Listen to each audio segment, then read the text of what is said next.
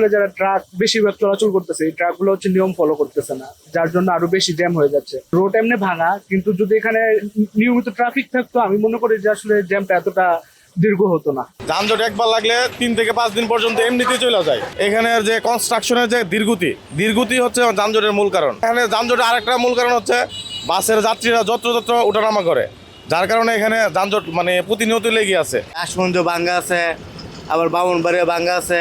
এখানে এমন অনেক জাম লাগে, সিএনজি মেনজি উল্টো পুল্টো ঢুকাই দেয়, আরো যদি ট্রাফিক সংখ্যা একটু বাড়ায় দেয় তো আমাদের জন্য একটু ভালো হবে আর কি। পাম্পের তেল না দেওয়ার কারণে এই জ্যামজটটা বেশি।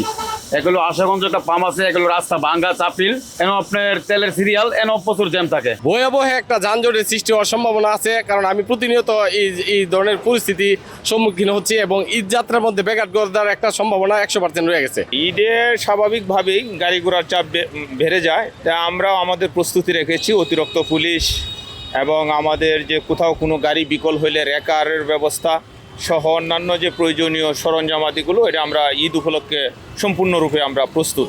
আর এখানে যে প্রকল্প ব্যবস্থাপক যারা, তাদের সাথে আমরা কথা বলেছি। বিশ্ব রোড, আশুগঞ্জ, শাহবাজপুর সহ যে মেইন পয়েন্টগুলো, এগুলোতে যে খানাখন্দ আছে, এগুলো ওনারা মেরামত করতেছে।